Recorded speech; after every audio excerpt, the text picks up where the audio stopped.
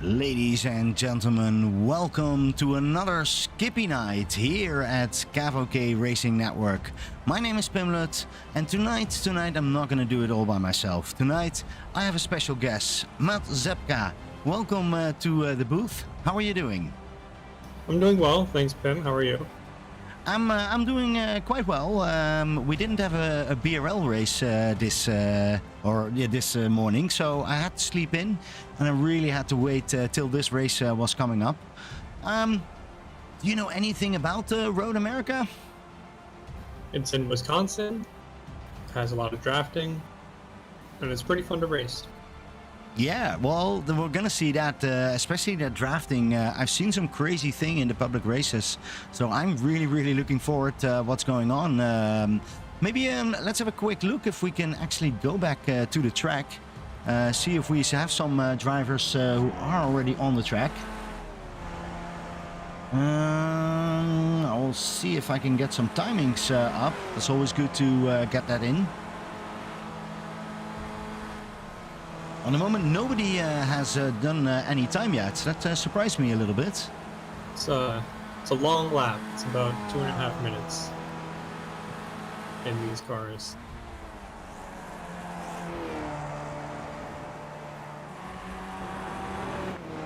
I also see some new liveries up here. I'm driving along with Jake Ashe. Let's have a quick look how he drives one of those tracks. Jake is, I think, second in the championship, and he's overtaking here. Has a really good run.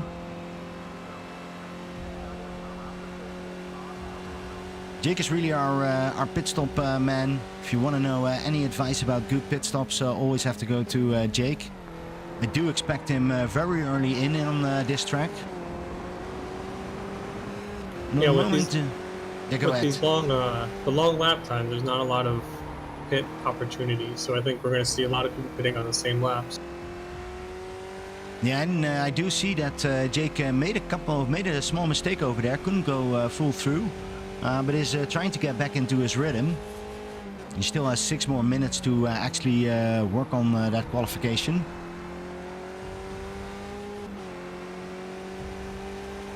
So Matt, we haven't seen you for a while in the booth, but also on the skippies. Where are you nowadays? They released the Civic Type R and the Elantra N, and so I've been driving a lot of the touring cars these days. Yes, and we have seen that because we are glad to watch that on the broadcast up here. It's always on the Monday night. Really nice racing. Oh, that was Barry Stockdale who actually made a mistake over there.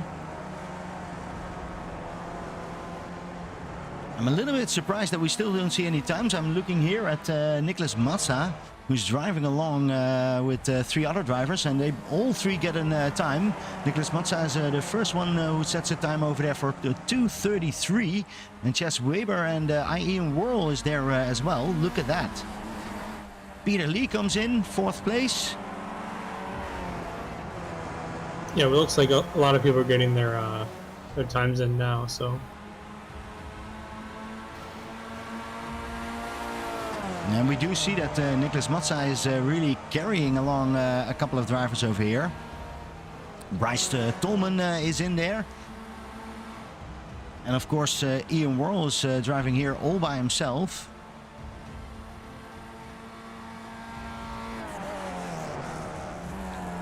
Look at that green livery from Ian Worrell. I love that racing green that Ian uses.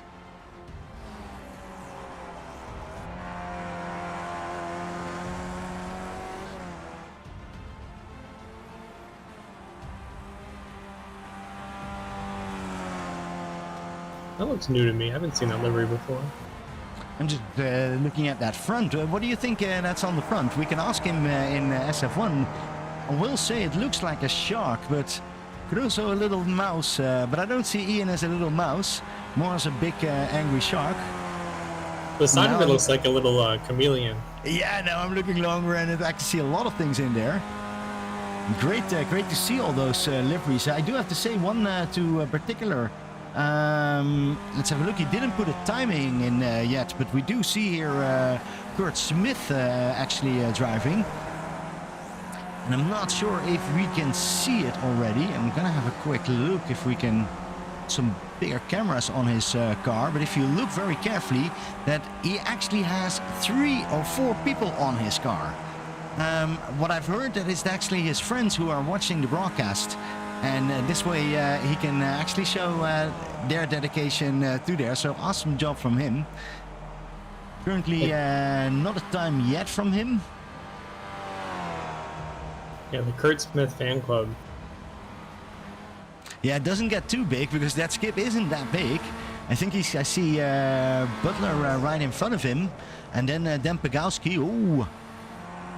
Small mistake over there, but it is important now to stay on track because we're going into that 8 minutes and I don't think he can do another lap. So he needs to be safe to at least get one time in. While I say that, I see Chris Girondellis also getting a really good time in, and Peter Lee as well.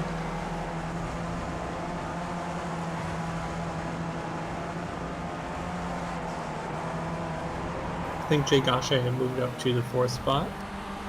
Oh, well, Rich Verboa just dropped. Yeah, Rich Verboa was really far away. And he came up there with a 2:33.8. Nice time of him. And look at that, Nate Struhl's really close behind there as well, 4/10.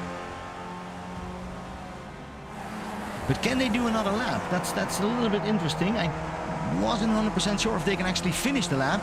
But we're going to see if that is going to happen, because then we will really see some interesting fights.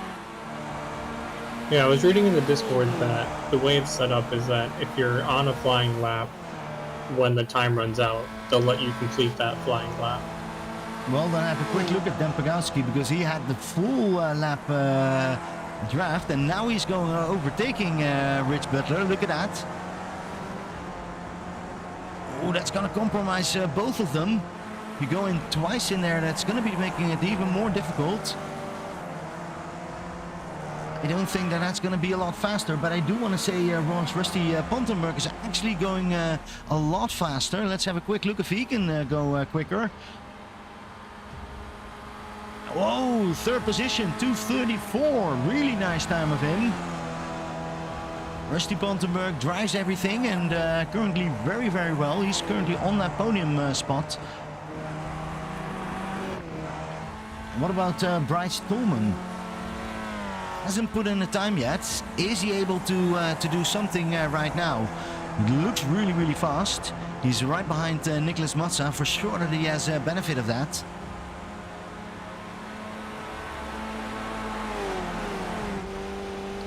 And there goes Nicholas Matzah, but I'm curious about Tolman. Tolman, look at that! Bingo! 2:32. That's the fastest time, and he earns his pole position. Bryce Tolman, very young in this league, but already a 1st position. That's a big surprise, Matt, not having Nicholas Matzah in that pole position. Yeah, but I mean, this is a very drafty track, so it's going to be some good battling up front, hopefully. Well, let's see if we can see some other people. Kurt Smith is actually driving his fast lap right over here. Just comes over the line and is on that 5th position. Really well done. Barry Stockdale just finished his lap in 4th position. Jake Ashe. Is Jake Ashe able to improve himself? I don't think he's trying to do that anymore. Or is he?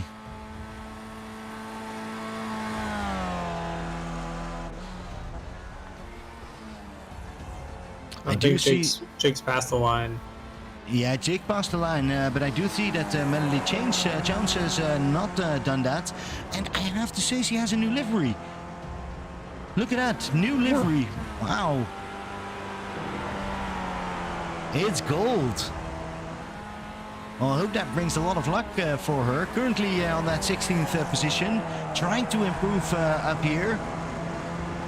A couple of laps a couple of sectors were a little bit quicker, so I'm curious if she can make it over here.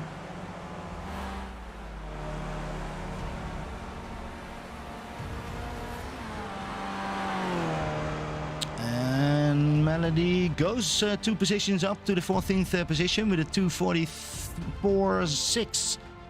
Look at that. All right, so that was a qualification. It is a lot of fun, these open qualifications. And look at their proud Tolman family. Bryce Tolman on the first position. Takes that pole position really nice from Nicholas Matzah, who's 7/10 behind on that second position. And then we have Richard Verboya, who made an amazing lap over there. Barry Stockdale very close behind, and Peter Lee also very good to see him, my improper racing team buddy. And then Kurt Smith, that last lap was golden, finally up to the 6th positions. And then Carter Stickney, Rusty Pontenberg, Nate Strules, Jack Ashe, Chess Webber, Ian Worrell.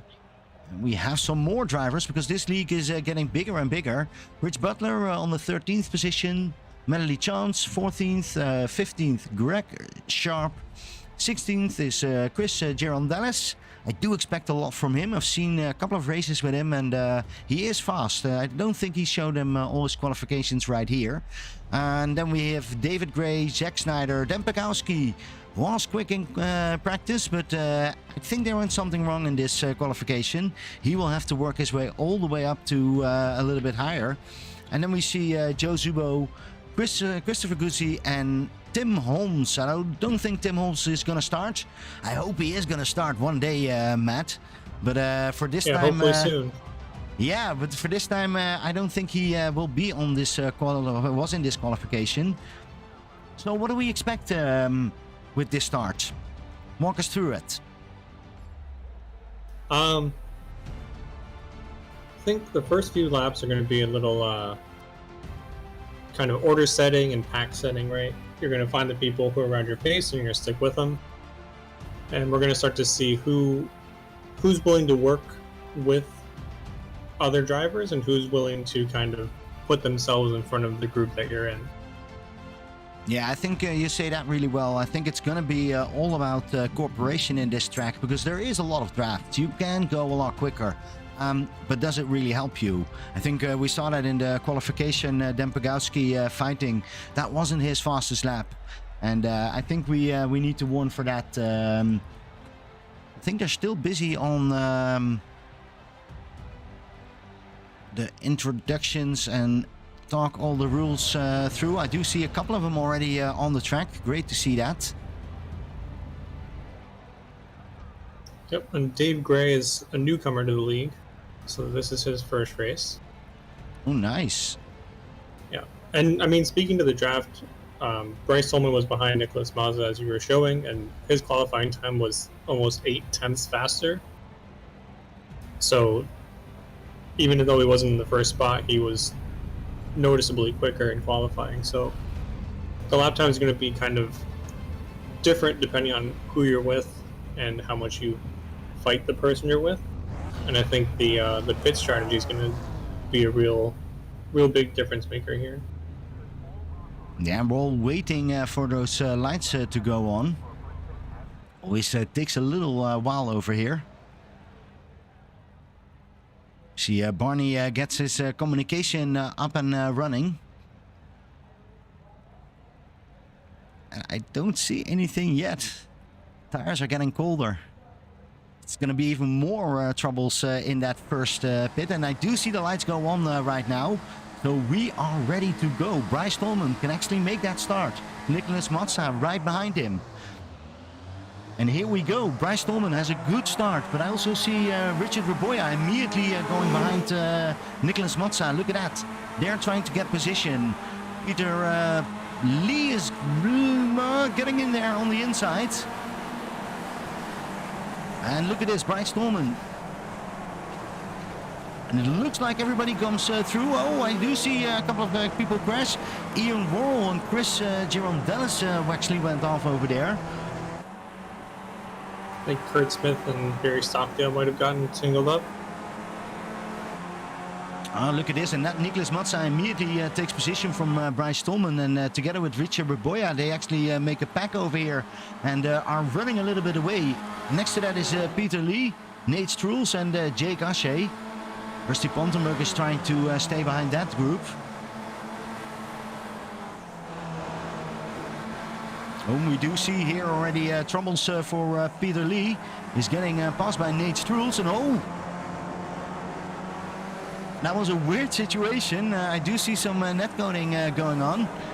But luckily no one got injured, and Peter Lee can run together with Jake Ashe and Rusty Pontenberg.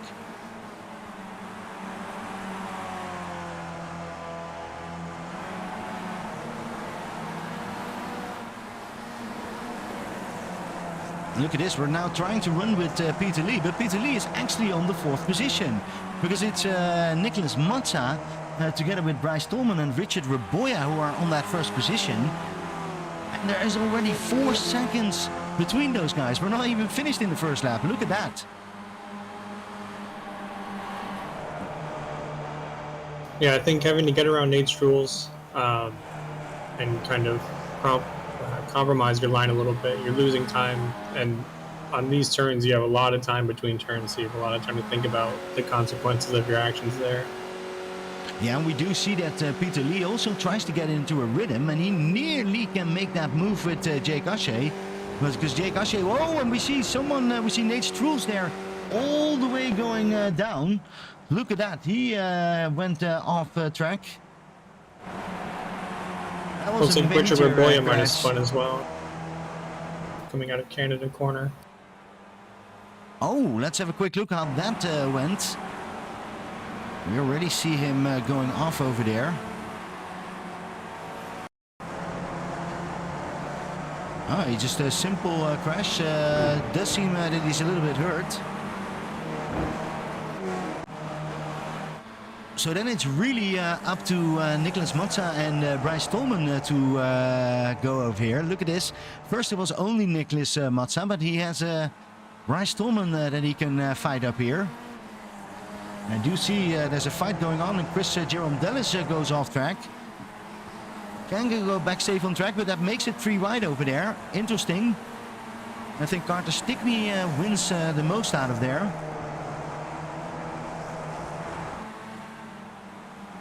Zach Snyder is trying to overlook with Carter Stickney.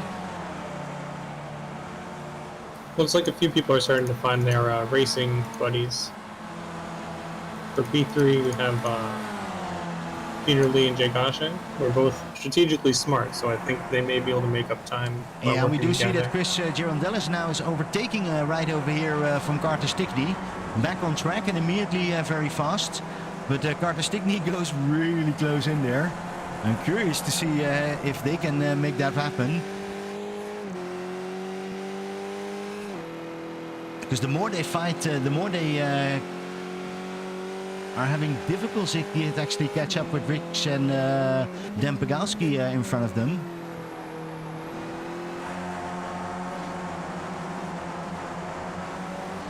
Yeah, that pack with Bryce Girondellis, Carter Stickney, Zach Snyder, Melody Chance, and Greg Sharp is... oh, and Dave Gray's hanging on to the back of that too.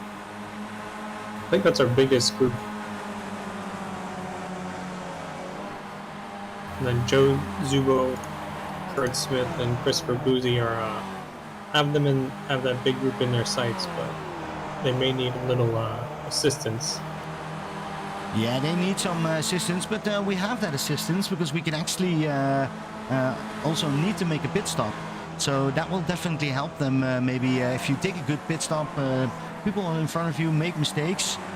While I say that, Jake Ashe actually overtook Peter Lee, is now on that 3rd position, didn't even notice that. Those guys know each other. Is Jake already gonna pit? It's lap 2. No, he's not. Not that much. But it looks like Dan Pagowski and Rich Butler are actually coming closer to Peter and Jake. While I say that, I do want to have a quick look at Bryce Tolman. Bryce Tolman is a smart driver. Look at that. He's just going to pass him behind Nicholas Matzah and see how far they come. Currently, it's nearly 6 seconds.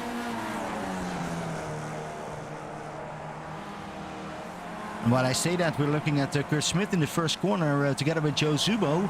Takes that inside line really nicely, and Joe Zubo nearly slipped out over there. That's losing a position for him, and Kurt Smith goes up to the 13th position. Great job for him.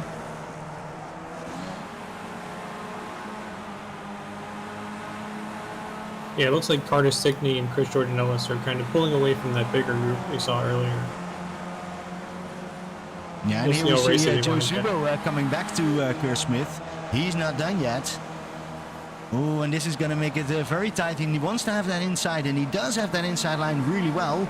Look at that. Kurt Smith goes later in the corner. Oh! And Kurt Smith loses that car over there. Luckily, no damage. Also, Joe had a hiccup, but Joe better on that than Kurt Smith. So that means basically their fight for now has been done. And let's have a quick look at Melody Chance, because she's trying to run away with Zach Snyder and Greg Sharp. And I think David Gray, our newcomer here in the league, the number 72, is currently driving on a 12th position.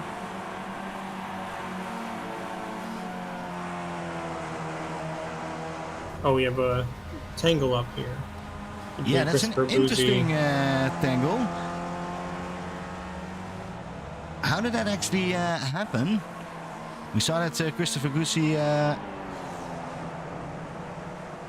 oh, it's just a regular off-track. Not sure what exactly happened over there, but let's have a quick look at the front, because Nicholas Matzah and Brian Tolman are currently 6 seconds away from Jake Ashe. And I do see that Chris Girondellis went wide again, and Carter Stickney immediately comes back to that, but that means that the whole group over there is back. Look at that, Melody Chance now straight behind them. Don't look now, but Jake Ashe has entered the pits. Of course, Jake Ashe in the pits. It's an interesting move because he was in a good spot with Peter for P3. And on a track like this, you can really benefit from the draft and working with a friend, because now Peter Lee's kind of out there on his own, and Daniel Pagowski and Rich Butler are sneaking right up on him. And here, let's have a quick look. Is Melody going to do an overtake or not? No, she's not. She's taking the safe route, going behind Carter Stickney. I'm curious if Chris is going to do the same thing. Because Chris and Carter are constantly fighting.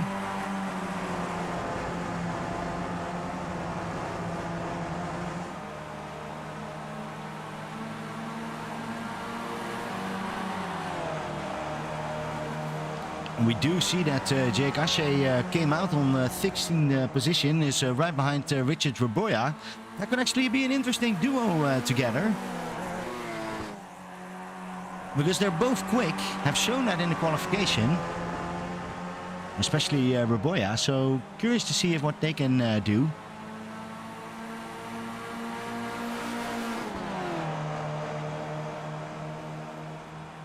I think Carter Stickney has really has a hard trouble there in that big fight, because now also Melody Chance is overtaking. And Zach Snyder is looking as well, so he's not done yet. Busy day for Carter Stickney. Yeah, I think Carter Stickney was looking to work with Chris Jordan Ellis to kind of make up some time and kind of draft swap positions. And Melody saw her opportunity and took the spot from him as well. Oh, and there goes. Look at that. Wow. You should see that. Melody Chance, what an overtake, what a save over there. We had it live here at Cavalcade Racing Network. No replays, nothing to see over here. Does lose a place over there with Zach Snyder, but we should be really happy that she could save that car. Evening, guys, how's it going? Hello, Ian. Hey, Ian. Hey. Ian, can you turn up your microphone?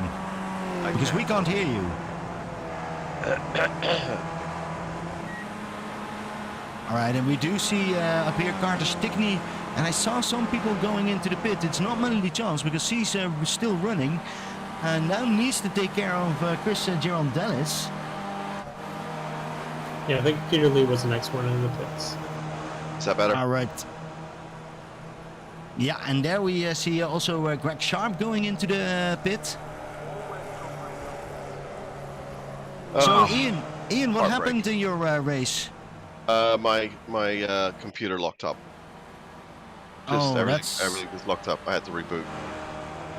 So well, my race was run. And then we have you over here. Well, we're looking at Bryce Tolman and Nicholas Matzah, and that's a really interesting fight.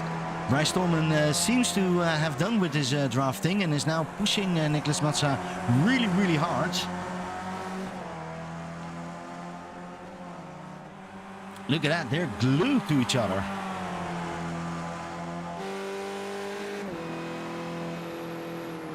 I always find it really difficult. Matt, how do you do that? I try to take a little bit more in the corners just because I don't know what's happening.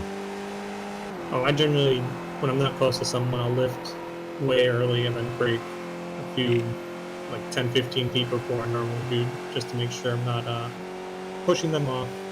Yeah, I know, definitely. I do the same technique. Well, Bryce Tolman is really pushing it over here. He stays in that corner really right behind him. Peter would say you put a blanket over on top of them. And I can't agree more. Look at that. Is Bryce Tolman going to make a move? I don't think so. I think he's going to wait. He has some difficulties with net coding, but currently it still goes quite safe. How's it going with Dave Gray? Dave Gray, our newcomer over here, the number 12, is currently on the 9th position, and he's getting really close to Zach Snyder. Not able to make a move. So Ian, can you already see the race? Yeah, I'm watching it both through Twitch and also on the system. I've actually been able to get myself rebooted, and I'm back having a look and seeing what's going on. All right, well, we see Nicholas Matzah, Bryce Tolman, Dan Pagowski, and Rich Butler all going into the pit. So it's one big pit stop over here. Good to see for the first time in the pit, then to actually see what Jake is doing, because he's currently on that 13th position. Will make a lot of spots. I see Joe Zubo, Kurt Smith. Basically everybody's into the pit except Jake. Even Justin Diven is now also coming into the pit. Yeah, this might be the max distance on one tank here. Now, then I'm curious what Jake Ashe now is going to do, because Jake Ashe is actually running across finish line, but Nicholas Matzah is already coming out together with Bryce Tolman, but Jake Ashe is going straight to that 3rd position. Look at that. Great move from Jake Ashe. He's winning a lot of time. Because here we see Peter Lee, and Peter Lee is currently 2.8 seconds behind Jake Ashe. So he lost quite a bit of time in this first pit stop round. Yep, and I think that was Jake came out with Rich Ragoya, and he had a draft partner, and Peter was out on his own for most of that. So I think that might have been the difference there. I think you're right. I think that's a very good analysis, and that means that Peter Lee is now in a position number 4 together up there with Dan Pagowski and Rich Butler. Let's see if they can make a group and they can handle this. Bryce Tolman, by the way, is not done yet with Nicholas Matzah. Still behind him, right over there. Has followed him now for 6 laps. And we're 15 minutes into this race, so nearly halfway point.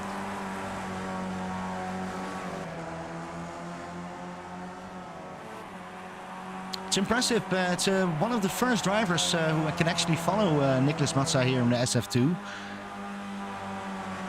Yeah. But also that distance, they were 6 seconds away. They're now only 3.8 seconds away. Jake did a really, really smart move with that early pit stop. And it's not even a surprise. That's the funny thing with Jake. Like, yeah, we all know that he's doing it. But every time he's quick in it. Yeah, you can run from it, you can dread it, but Jake taking the first pit stop he possibly can is it's going to be a strategy here. Yeah, well, I see sometimes Joe Zubo doing it as well.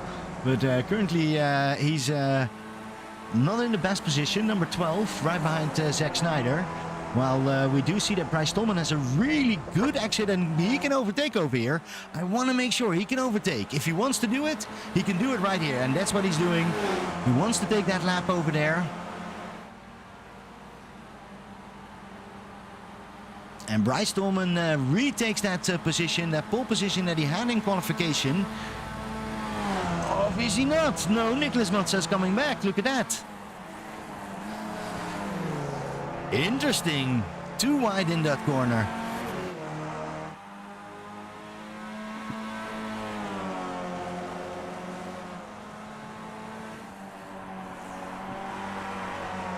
Another fight in the back. We see for the number 8 position, Carter Stickney and of course Chris Gerondelis getting quite involved in that 7th position. And right behind there we see Joe Zubo. I think he made a small mistake and is now gave up a position for Joe Zubo, for Zack Snyder. Yeah, and Greg Sharp slipped a little bit in turn 1, so they both got a free spot out of that. All right, Chris Carter is going to do it right over here. Going to take it on the outside, on the inside right over here. Ooh. Chris is making a nice move, goes in and over, and has now the inside, or doesn't? No, Carter Stickney can cover that corner. Really nice done. Rich Butler is loving this battle. Yeah. He's just cutting into that, and he's joining this.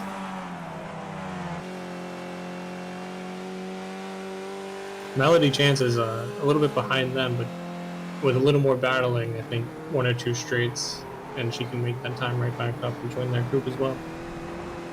Ooh, and we do see that Rich had a small off track over there. Not a big worry, but he does lose a little bit time over there, and they need to fight even more. But I do see that they still are doing that.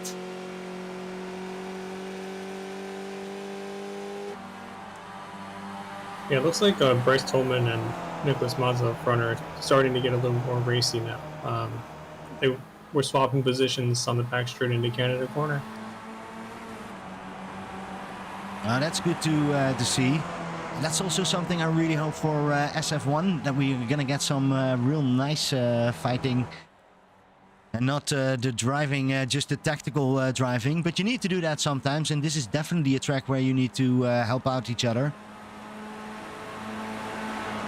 And they're already again nearly 5 seconds from Jake. Maybe it's a good time for Jake to go into the pit again. You may have to. Everyone had to pit on lap 6, right? And Jake pit on lap 2. So I think. Oh, and we do see two wide Nicholas Matzah and Bryce Tolman. And Bryce Tolman takes that inside, and there is that's for number 1 position. And Peter Lee is getting with Dan Pagowski in that same corner. Dan Pagowski overtakes Peter Lee, really nice. And Carter Stickney and Chris Georgianellis were going too wide into turn 1 as well.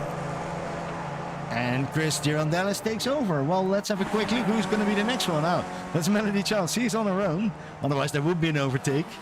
Nice to see all those overtakes here. Looks like the leaders are overtaking each other again. I think Nicholas Matzah just made the pass into turn 5.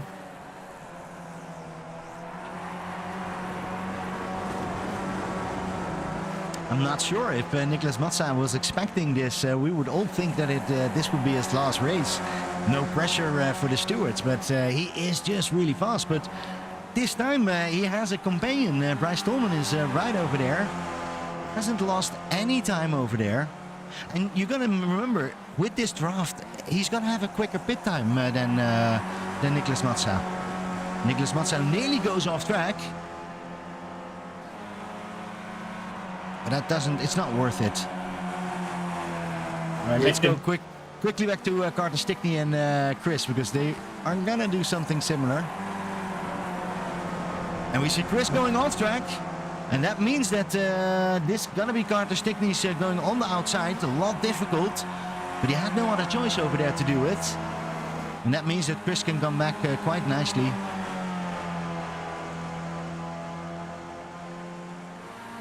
It's going to be interesting going into the kink. If you're off the line, it slows you down a lot. All right, let's go back to Bryce Tolman and Nicholas Matzah, because we're not done yet. Bryce Tolman is overtaken again, but Nicholas Matzah has the inside. So that means, and this is like, oh, really nice done from Bryce Tolman, because, oh, nearly. Nicholas Matzah really nicely covered that exit, but yeah, you know, grab a cup of coffee, we're on the straight. Maybe get the newspaper, but we're still on that straight. This is easy peasy for Bryce Tolman if he wants to. And by the way, Jake Ashe, where are you? I'm in the pit. Of course, Jake Ashe is in the pit, and I'm happy to see that he actually found a new teammate. And that he's now together the Cayenne Pepper racing team. Makes a lot of sense why the livery of his car. And when I say that, I want to see that Carter Stickney is going to overtake one more time Chris Girondellis. With Zach Snyder and Joe Zubo for position 10. Also working together now. Oh, working together. I think Zach Snyder just overtook him or not. They're going side by side, right over there, side by side. Nicely done, safely done as well. All right, and Nicholas Matzah and Bryce Tolman are just going to do this the whole time. They're not going to decide anymore. It's only going to be on the straights. Every corner is fighting. And Bryce Tolman is currently in the lead. Maybe they can do a different tactic. Maybe they can make a move to actually go into the pit really quickly. Yeah, it'd be interesting, like, with both of them going back and forth, if one of them just decided to see if they can undercut on the other one, create a little bit of separation. Yeah, and I'm curious because I do think that Nicholas Matzah was comfortable, so maybe he can do a pit stop strategy right now, being in the back, because Bryce Tolman has to make the decision.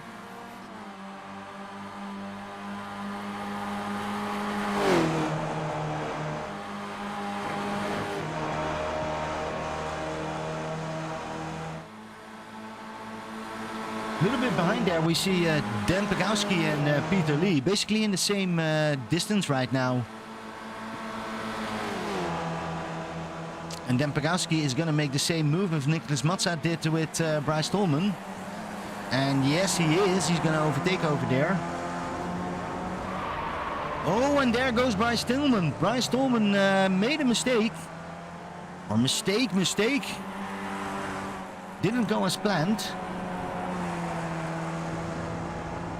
Let's have a quick look in the replay how that went. Bryce Tolman was overtaking Nicholas Matzah for another time. Oh, they hit each other. Nicholas Matzah comes, I think, a little bit wide, and Bryce Tolman gets hit. And I think his car, it looks okay. And he's actually not going into the pit as well. Interesting. So that's the reason Bryce Tolman is currently 2.4 seconds behind, and we see Melody Chance now going into the pit as well. So how's Chris Girondellis and his wife Carter Stickney? Look at that. Oh, Chris Girondellis nearly goes off track over there.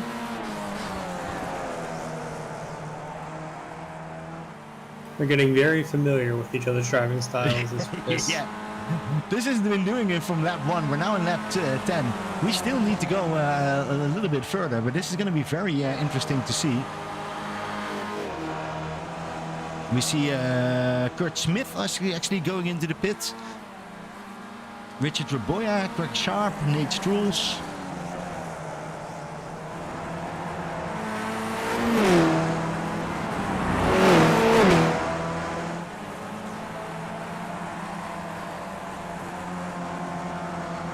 think if we're going to make this race for like 4 hours, Chris and Carter are just going to do this for 4 hours. I think they may be okay with that. They seem perfectly happy doing that so far, so... Yeah, and I do have to say it is important that you trust your drivers alongside you. And I do see that Chris and Carter know each other quite well. Or get to know each other quite well, maybe. Yeah, that's a good thing about these leagues is you get to know who drives aggressively, who you can work with, and what the other person likes to eat for lunch, you know? That's a nice one. And look at this, Carter Stickney is trying to get more draft than he can handle. And nearly drives out over there. Trying to get closer and closer to Chris Girondellis, and it does work. I do think that Chris is quite steady on the moment. Really found his space. Oh, and we see Nicholas Matzah and Brian Tolman both going into the pits. Daniel Pagowski's joining them.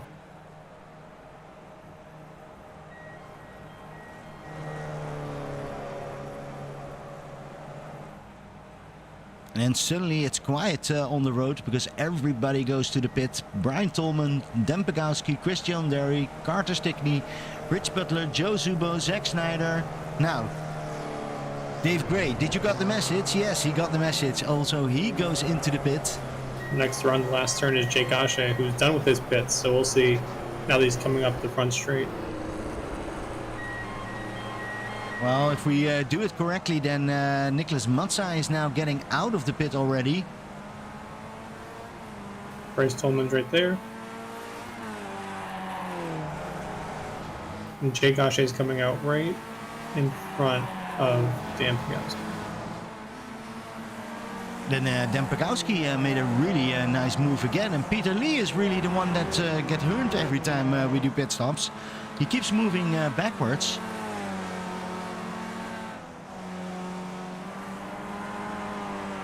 Let's have a quick look at the timings of the pit stop. I'm actually quite curious.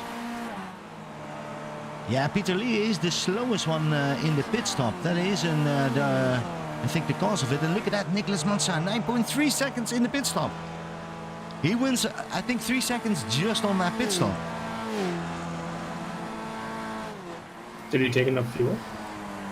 He's a leader. He can pick how long the race is, right? He does. I'm not sure how they do that, by the way. That's going to be a calculation. But Matt, do you use for your fuel, do you use a calculator or are you doing your math yourself? I do the math myself to kind of get an idea before I get in the car, but I usually rely on JRT to do the refueling and everything for me. Yeah, well, this broadcast is not sponsored by JRT, but I do the same thing because I just can't calculate all those things while I'm racing. Difficult time with that. And I do see, by the way, that Carter Stickney actually overtook Chris Girondellis one more time. And Chris has a hard time to catch back up to him.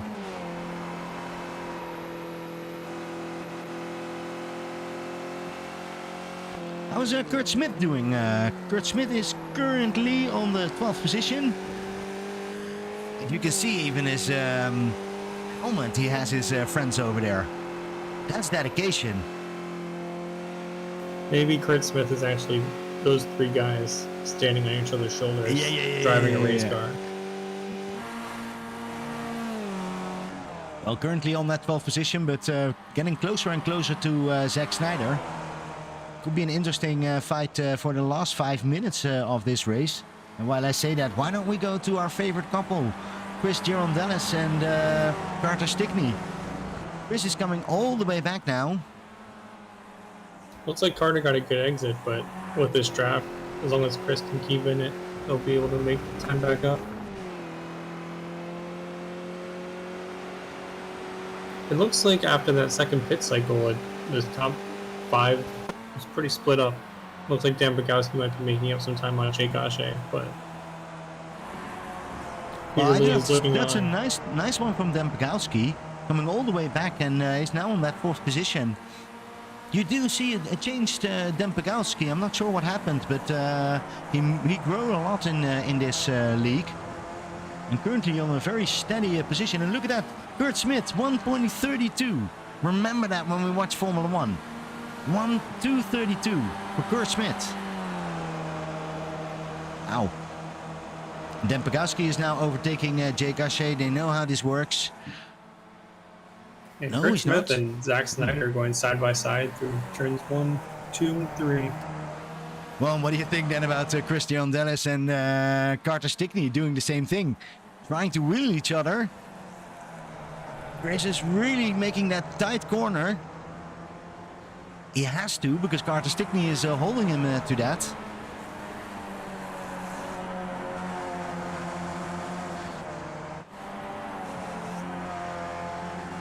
Did Jake actually make a mistake? I saw Rusty Pontenberg crashed out. I'm not sure exactly what happened.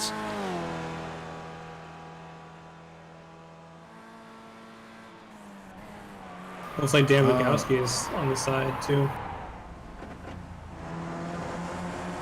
Dan Pegowski, what happened to Dan Pegowski? Oh, it was turn 5. Looks like Jake ran a little bit wide. Oh, and then coming back on, they got tangled up. That's really unfortunate. Oh, we'll have to see that a little bit later, but because Dan was doing so well. And that means that the running third on there is now currently Peter Lee from Improper Racing. Congratulations, really nice done.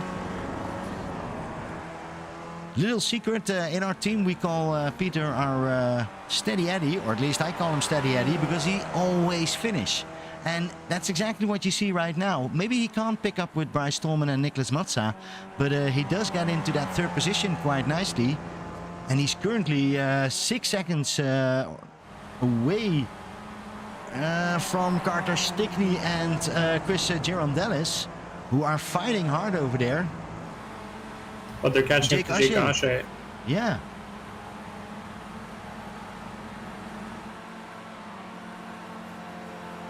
Looks like Jake has a little bit of a bent wing there, so he might be losing some time on the straights.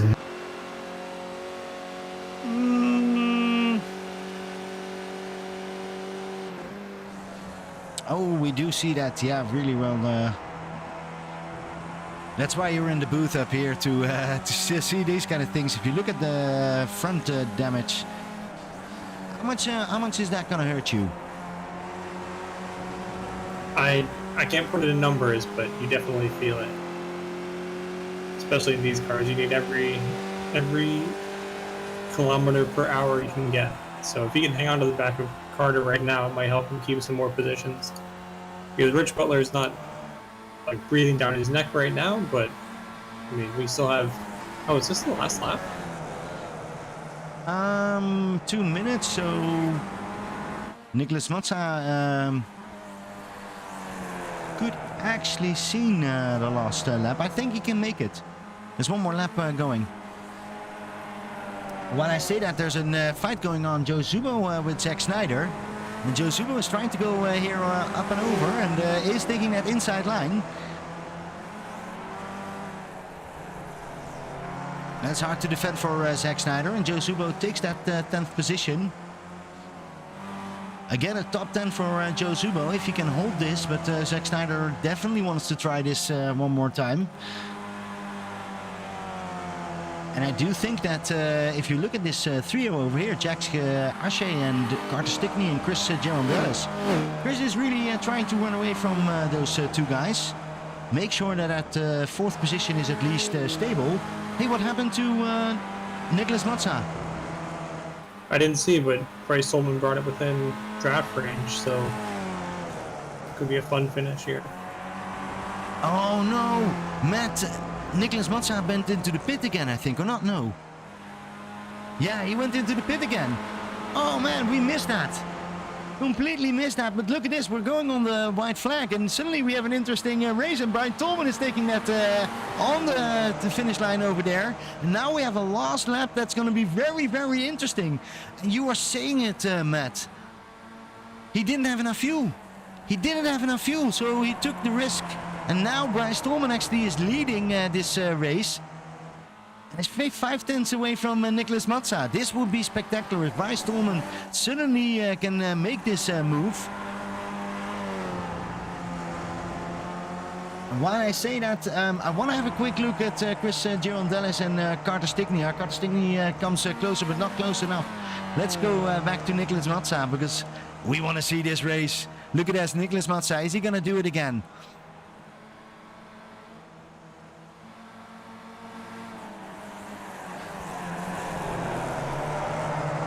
Looks like Richard Boya might have also ran out of fuel. Oh, that can be interesting. We do have the temperatures up for the people who want to see what kind of temperatures it is. It is the last lap, so I'm going to focus on Bryce Tolman, because that's what he deserves. Look at that, 7/10 away from Nicholas Matzah. Is Nicholas Matzah, is he injured, or is his car damaged? What happened? Because suddenly he doesn't have that speed anymore, and this is going to be Bryce Tolman if he does this really well. Look at this, Nicholas Matzah.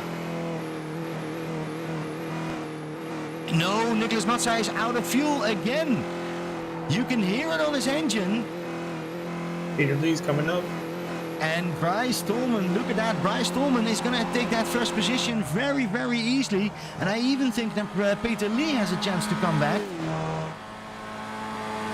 Oh, Nicholas Matzah was so far ahead, and twice he put too less fuel in there. And that means that Bryce Tolman can actually win here. Don't take a risk right now. Drive this slowly. The 366 car. Family of the famous Tolman. And he can actually say to his brother, yes, I did it again. SF2. I can become a race champion, or at least I can win a race.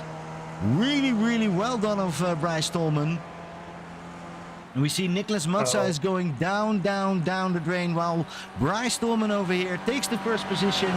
Awesome job. And after him is Peter Lee, suddenly not only on the podium but also on the top two. Steady Eddie, Peter Lee on the second position. Great job. And then we have Chris Girondellis, who wins from Carter Stickney. Nicely done. And let's have a quick look. Here comes Rich Butler. Then we see Melody Johns, although we also see that Jake Ashe has a troubles. Let's have a quick look. Yes, Jake Ashe also out of fuel. So that early pit stops can also be sometimes a little bit dangerous. And David Gray, our newcomer, is actually passing him. And is getting here on his 9th position in that top 10. Then Pegowski comes in as well, also in the top 10. And Jake can't make it to the finish line, so that is really what happened. Wow. We have to wait for a long time for all the drivers. But here we see all the drivers driving along. Peter Lee, Chris Girondellis, Carter Stickney, Melody Chance, Kurt Schmidt, Joe Zubo. All those drivers who are practicing the whole week to make a really exciting race. This was a nice race to watch with a lot of action, Matt. Yeah, it was, we had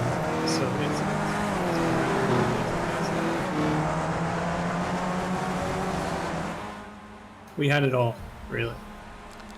Yeah, it was difficult to follow it. I'm very happy that you joined us here for Formula 2. You're gonna stay for Formula 1? I'll stick around. We'll see who else joins the booth. I might let other people take over for the excitement. All right, well, no, it's good to always have you over here and to have a quick look. Bryce Tolman won that first position. Peter Lee on the second position with 13 seconds behind there. And then Chris Girondellis, Carter Stickney, Rich Butler, Melody Chance, Kurt Smith, Joe Zubo. Dave Gray, our newcomer, on the 9th position. Well done. Then Pegowski follows that 10th position. And then we see Justin Diven, Nate Strules, Greg Sharp, Barry Stockdale, Richard Raboya, Rusty Pontenberg, Nicholas Matzah, Jake Ashe, Zach Snyder, and last but not least, Christopher Goodsey. Alright, so we're gonna take a small little break, see what we can do, and I am very excited to see the Leo and Decker show. What can we bring? Or is Sam Devontier actually going to be in those three and making it more exciting? What do we expect? Is Pete Mobroton maybe back? We'll all see it in our next follow-up. For now, a small little break, and then we'll go into our Formula One.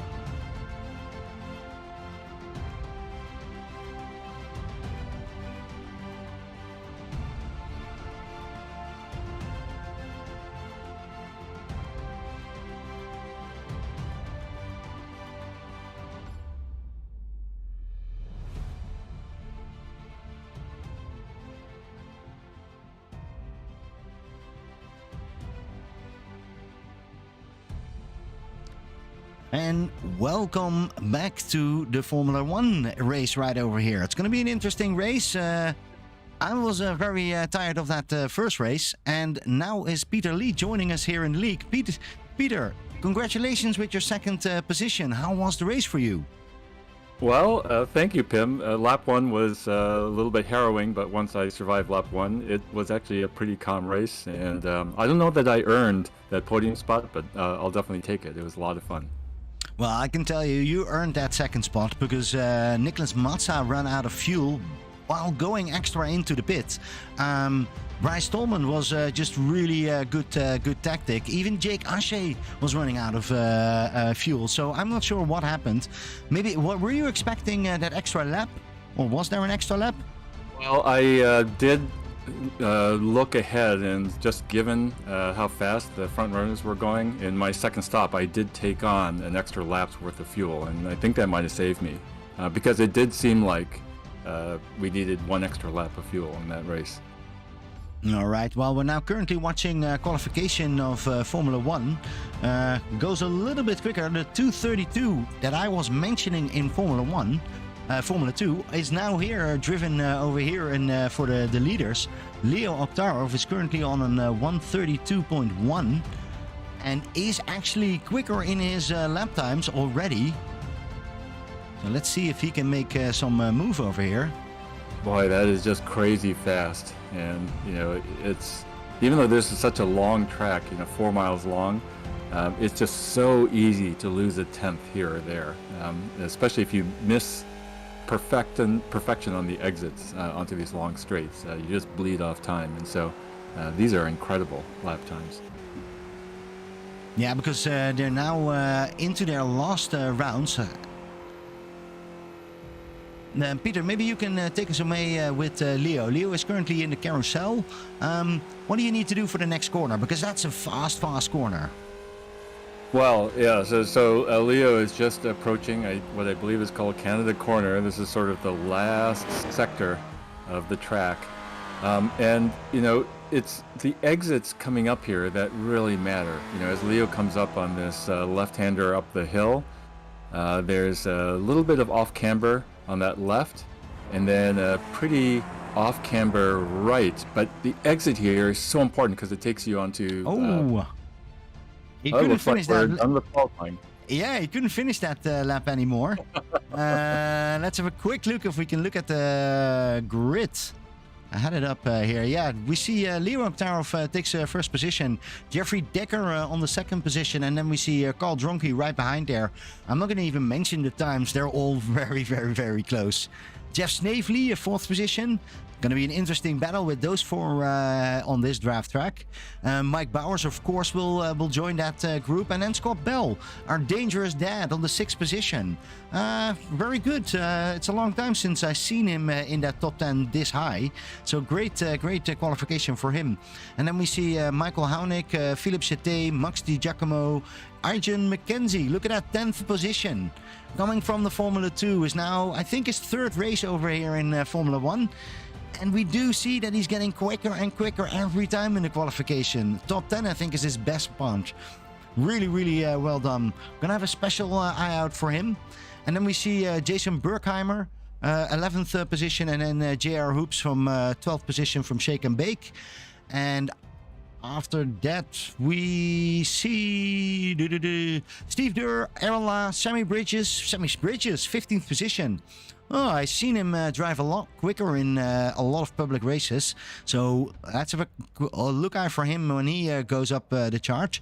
Benjamin Harris, Brian Perez, 17th position. Jeff Torbeck, Joshua Dancy, and Andrew Cole on 20th position. We're missing a couple of drivers, Peter. Well, it is NFL playoff season, and so I think some people, of course, especially the West Coast folks, are watching the big football game. But this is an incredibly strong field, and the top 16 drivers are covered by just 2 seconds. The top 9 drivers covered by only 1 second. Wow. So with all the draft here, I think we're going to see some really close racing. Well, Peter, before we go to the live race, let's go to the quick advertisements that we're going to have. Because, of course, we have this broadcast thanks to Puffed. Stay puffed, even when it's roasted. Well, and we'd also like to thank our broadcast sponsor, Whichway Corporation. We make broadcasters' curses 40% more effective. And of course, this broadcast wouldn't be possible without the Krusty Burger. I don't mind the taste.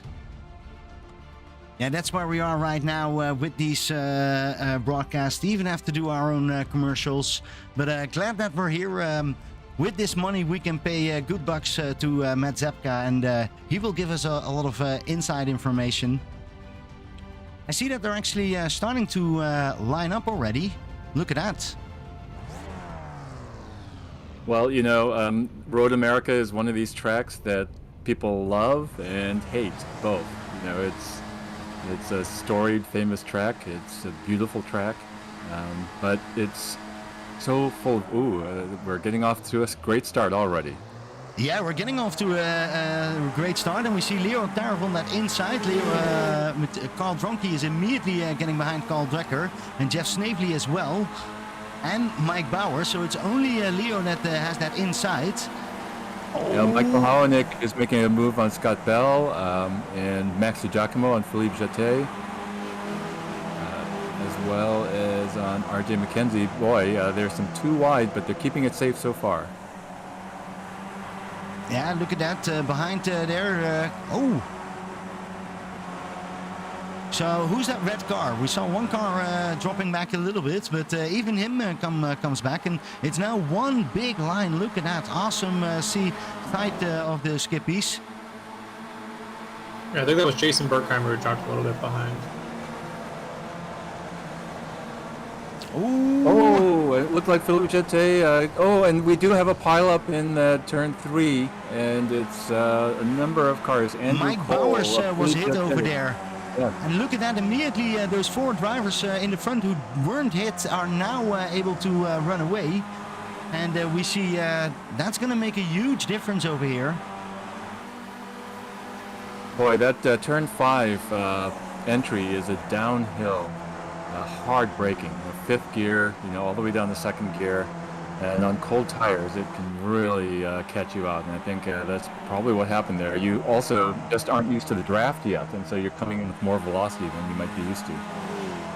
Well, this is helping the leaders a lot. Leo Octarov, Jeffrey Decker, Carl Dronke, and Jeff Snavely are running away. Already 3 seconds behind. And there comes Max DiGiacomo. It looks a little bit like the Formula 2 race, where a lot of things happened and the leaders could run away. Boy, it is actually kind of devastating to lose the draft. This is a track where you just want to be strategic. You want to have a draft partner. It does everything. It helps save fuel, keeps you faster, gives you a chance to catch up to another pack ahead of you. Yeah, Steve Dewar's a little bit in no man's land right now. Or Max DiGiacomo's in no man's land. The 2 teal cars are a little looking similar to me. Yeah, I think you're right, Matt. Max DiGiacomo in P5, he is up 4 spots, so he made a look great at that Perez over there nearly crashed out. And while I say that, I do see in the first corner, Leo Octarov is getting attacked by Jeffrey Decker. And that's really hard to defend on that inside. I think Jeffrey Decker can make that. Meanwhile, Scott Bell has just made a pass on Aaron Law to take P6, coming into turn 1. It looks like we do have an incident. RJ McKenzie, RJ McKenzie gone past by Sammy Bridges, but can hold that car. Is still on that 10th position. But that was a little bit scary. We see in the back over there Jeff Tormack actually crashing out. And while I say that, Scott Bell is getting attacked by, getting attacked or getting attacked by Aaron Law. It is very tight over there. Yeah, it looks like Aaron Law is taking that position. That's for P6. And there are 2 ways to do this. It's so tempting when you get the draft and you're not 100% throttled because of that. You're going downhill. It's so tempting to pass, but you just want to be strategic and make sure that you're working with the other cars to give you the best chance of making it grab. Yeah, we're driving here again with that first group. Jeff Snavely does this a lot, going behind those leaders, and hopefully can save some fuel. Because that is... Peter, can you tell us a little bit more? Formula 2, there were a lot of people out of fuel. How did that go? How did it happen? Well, you know what happens is it's very, very difficult because in the first stint, you're saving some fuel, and if you're relying on a fuel calculator, that can fool the calculator into underfueling you. And then, of course, later in the race, you might not have that draft help. And then if the lead packs extend this race by 1 lap, and that's an extra 4 miles. And 4 miles, that's going to be about 1.1 liters of fuel. That's going to cost several seconds in the pits to get that kind of fuel. Peter, we do see Scott Bell is getting attacked by Aaron Law. This is going to be our Chris Gerondelis and Carter Stickney story. I think we're going to see a lot of times together. Let's have a quick look at the leaders, because we do see that Carl is going to make a move. He's looking there 3 wide for the lead. And is Carl the fastest on this one? It looks like it. But Jeffrey Decker takes that outside line. And then, this is going to be a fun race. I can see that. Leo Octaro and Jeffrey Decker are fighting for that second position, while Carl Dronke is taking the first position. Interesting to see this. Yes, and Jeff Snavely is just staying, neatly out of the way. And, I think that it looks aggressive, but these drivers are, I think, smartly leapfrogging. When someone gets a little bit of a tow and gets slingshotted around, they can make the pass and then continue the tow for everyone else. Boy, look at that slingshot effect that Jeffrey Decker got.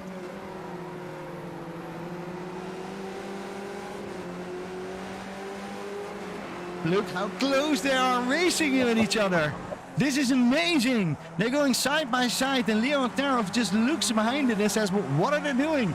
Jeffrey Decker is taking that first position, but he has the outside line, and that's the most difficult. But if he can hold that, then he can use the inside line on the next one. And he does have the inside line, and he can even go ahead of that. And Leo Octaro is looking on the inside for the second position. Attacks Carl Dronke right over there.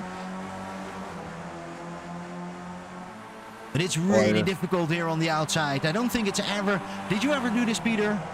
On the outside and then pass here? That's so difficult. The problem, there's a crown in the middle of the road on that carousel. And so if you're on the wrong side of that crown, you just wash out. So that is just extremely risky what they were doing.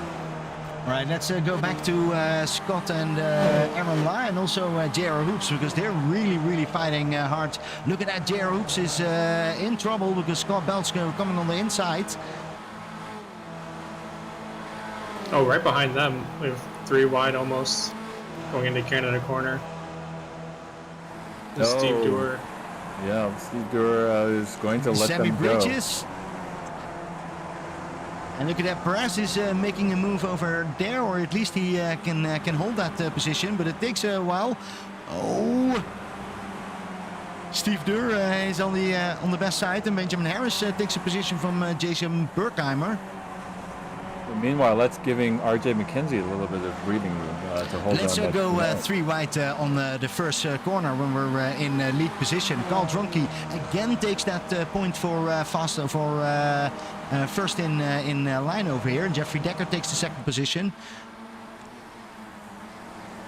We need a picture-in-picture. There's too much going on here. Aaron Law just passed JR Hoops and Scott Bell for P6. Yeah, I'm not sure if RJ McKenzie actually passed someone, but it looks very fast. And Brian Perez behind there is attacking Steve Durr, going really close together. With 20 drivers, you would think it would be much easier to follow this race, but man, there is so much going on. Look at this first position again. Leo Octaro. Leo taking an inside line going into turn 5. He's going to easily make the pass on Carl. And I think right now they might be thinking strategically. If they go single file, take perfect exits on these corners, they can really extend their lead over Max Giacomo in P5, and then just wait for the end game of this race to really battle. Yeah, I think it's going to be the same as last race. Leo is now just driving around. He's going to go pit and hopeful that nobody joins him. And from then on, nobody's going to see him. That's what I think. A little bit further back, Brian Perez is overtaking our AJ McKenzie, our Formula 2 star. And Sammy Bridges is doing the exact same thing. And Brian Perez is actually taking an off course over there. This is not off racing. He paid for the whole track. He's going to use the whole track. He is definitely using the whole track. Back in P6, Scott Bell has Aaron Law just tight on his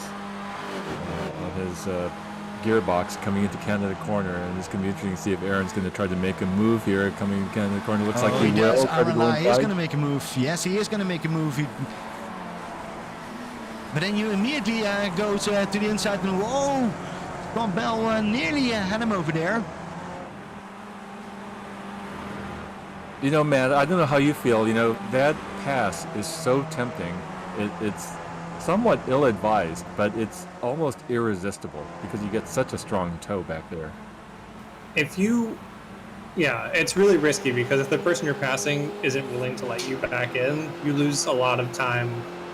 Because coming out of that corner, you have that uphill left-hander that you're basically full throttle all the way to the last corner, which you want to carry a lot of speed through. That's right. Meanwhile, back up front, Carl Drunke has drafted around Leo Ovtcharov coming into turn 1, and so we still have that lead pack of 4. They're just taking turns leading the race here. Yeah, and then you can immediately go back to JR Hoops, Aaron Law, and Scott Bell. From now on, you just use one of those names and you know that are all three going to be in that same shot. They're really, you can put a blanket on that, Peter. Yes, absolutely. Well, same thing with Sammy Bridges, RJ McKenzie, Benjamin Harris, Brian Perez, and Jason Berkheimer. So, you know, it's gotten just... we have seen now these little draft packs form.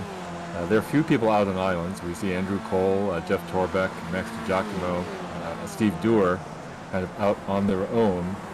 But otherwise, we have these close draft packs. There was a rough start for Philippe Chute, Mike Bowers, and Michael Howaniak. And they're finding themselves in unfamiliar territory being near the back, but they're 3 very fast drivers who are keeping in touch with each other. So could be some exciting battling all the way up and down. It'll be interesting to see if they can actually make up time with the rest of the pack after the pit cycles go through. Absolutely. And, you know, they may actually try to do some leapfrogging just to tow themselves up to the front. Meanwhile, back coming into Kettle Bottom's Canada corner, it looks like Carl Drunke was passed by Leo Ovtcharov, but Carl is looking on the inside, going to Canada corner. I think he's going to tuck back in. Yeah, Aaron Law looking to do the same thing for JR Hoops. He's got the move on the outside here, going to the inside of Canada corner. That's beautifully done by Aaron. Yeah, those 3 drivers in that pack are really smart because Aaron Law's made that move on the inside, and both Scott and JR let him get back onto the racing line to keep that speed up through that next complex.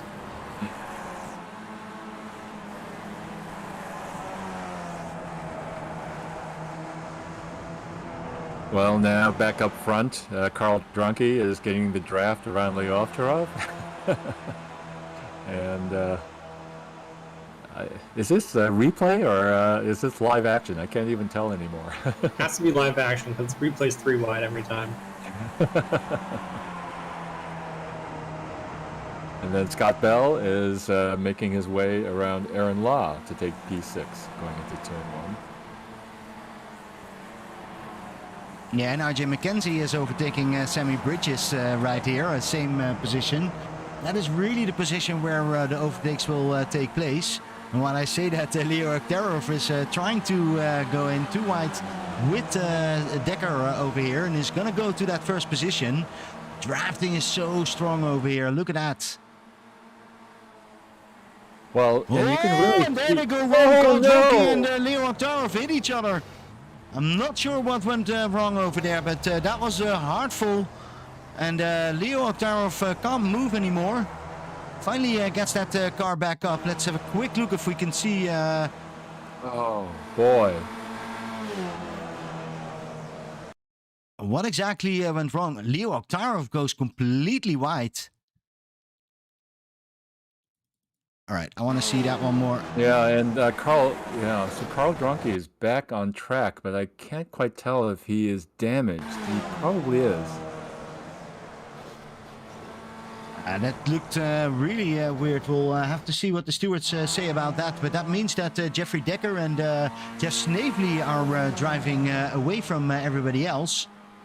Yeah, boy. In fact, they have about a 4.5 second gap over Max DiGiacomo, who now inherits P3, and then Carl Dronke is another 1.5 behind Max, and may be compromised in straight line speed. We'll have to keep an eye on that. And behind there we see Aaron Law and Scott Bell trying to lose JR Hoops, and that seems to work. Scott Bell goes really, really wide to keep in touch with Aaron Law, because very important to be very close up here because the long straight is coming. Best position to overtake. Just a quick update. Looks like Jeffrey Decker has gone into the pits. Yeah, well, everybody else goes into the pit as well. We see Jeffrey Decker, Max DiGiacomo, Carl Dronke, Aaron Law. Nah, I'm not going to have to call who's not pitting. Well, Jeff Snavely is not pitting. Yeah, he has plenty of fuel. I want to bet you he can do a couple of more laps. He may not need to pit the rest of this race. You know, this is a well-timed pit stop for Carl Dronke, because if he did sustain some front-end damage in that incident, he'll get his fast repair on this pit stop. Look at this. Everybody is into the pit. And now we're curious to see who will go out first, and that is Jeffrey Decker. And then it's actually Max DiGiacomo that goes first, and right behind there is Carl Dronke already going out. A little bit surprising so quick on that 4th position with that big crash. This is almost like a pseudo yellow flag restart with all the cars coming out at the same time. Yes. Well, you know, in the league Discord this week, part of the chatter was about the recently completed iRacing Daytona 24 and comparing it to the real-life Daytona 24. And one of the big differences being the lack of full course cautions in the iRacing version. Well, it looks like back we have RJ McKenzie, Brian Perez, side by side, with Jason Berkheimer. Looks like Jason's getting around Brian Perez to take P11, and they're catching right up to the gearbox of RJ McKenzie P10.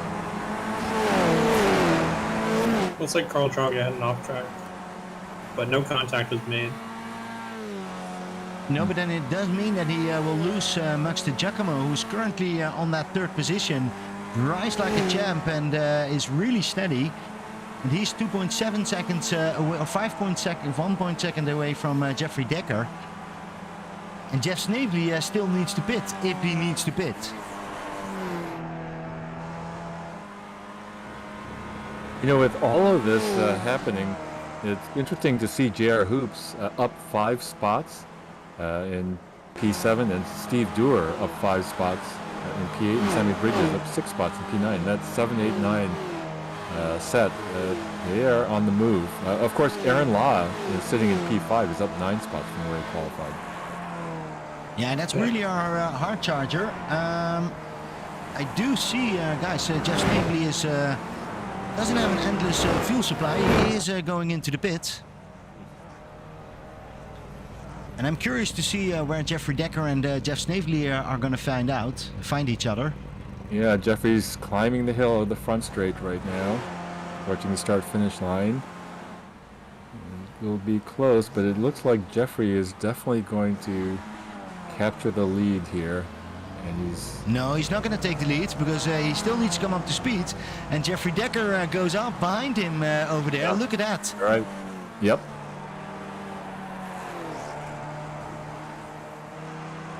And when we talk about fast people. RJ McKenzie on 11th position is hard fighting with, I think that's Jason Berkheimer. Look at that, Jason Berkheimer, who comes back.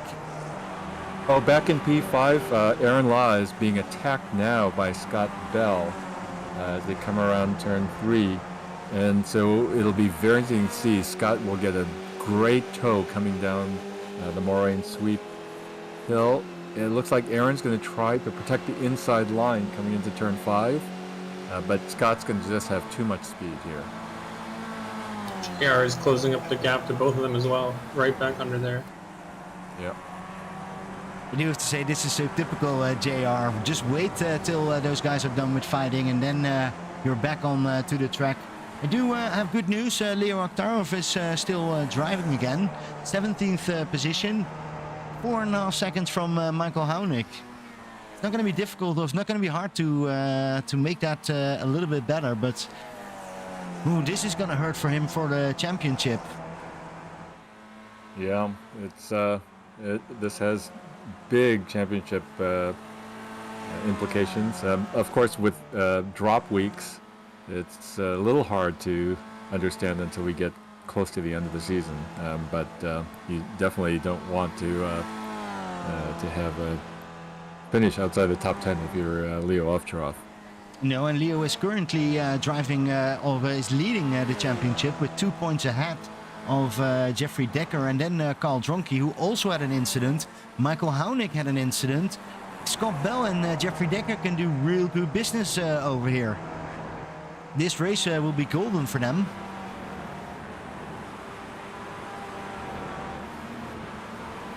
Yep, Pim, I'm keeping an eye on this battle for P10. Right now, Jason Berkheimer is in P10, but Brian Perez and RJ McKenzie have just really charged up and are really now close as they come around the final turn 14 into the front straight.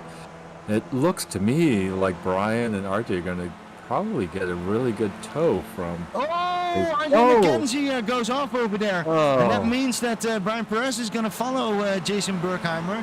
But Brian Perez is... RJ McKenzie is definitely not having his day. It's a tough time. Again, he was in such a good position. And now he needs to start hoping that he can fight with Jeff Torbeck. Yeah. I don't believe that was a broadcaster's curse. But I don't. I think only Chris can do that. And right.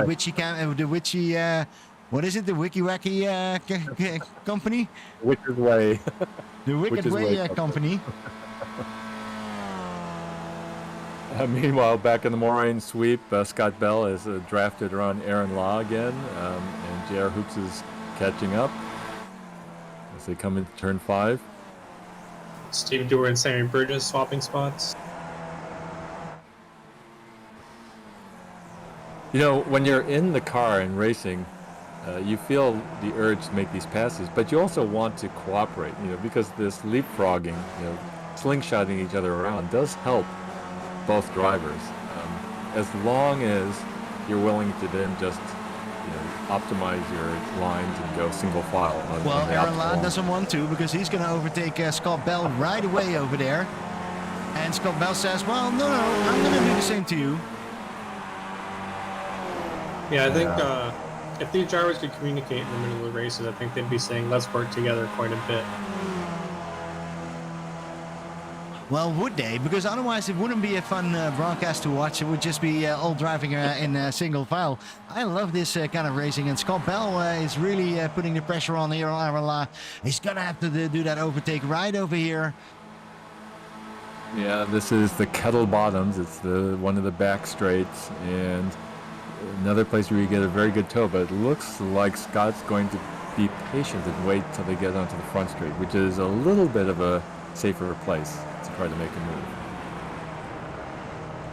Maybe Scott thinks if he passes Aaron Law right there, then Aaron will pass him right back in the front straight. Right. Yeah. Yeah, in other ways, it's the other way around. I do think it's funny that J.R. Hoops is not doing that. He's just holding over there. When you are JR Hoops, I had this in my SF2 race just last hour. It looks like Scott is going to go on the outside and make the pass in Aaron Law coming into T1. Yeah, and then look, JR Hoops is not making the move. He lets Aaron Law behind there. You can hear the engine. But, in JR Hoops' seat, Aaron went way, way wide. But looks like he recovered well. You do look at the cars ahead and you think, how many times can they do this without something bad happening to them? And, I was thinking the same thing when I was in my race with Daniel Pogowski and Jake Ashe ahead of me. And, it's so dangerous. Look at this, Steve Durr. Steve Durr is going to eat some pizza, and I think he's going to take that inside. Is that possible? Yes, it is possible. So hard to defend over there. Yeah, it looked like Sammy really facilitated that pass and has tucked in behind to take a little bit of Steve's draft. Aaron Law is having a lot better exit than Scott Bell, and that's going to hurt him on the next corner. But Scott Bell is on the inside right now.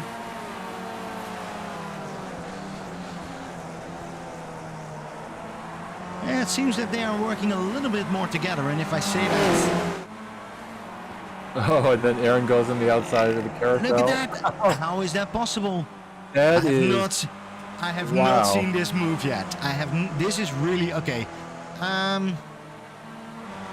You can even see it a little bit on the broadcast. There's a crown in the middle of that road that is really hard to cope with. If you lose that camber on the inside, it's so difficult. Wow, that's an impressive move from Aaron Law. I want to know what happened over there.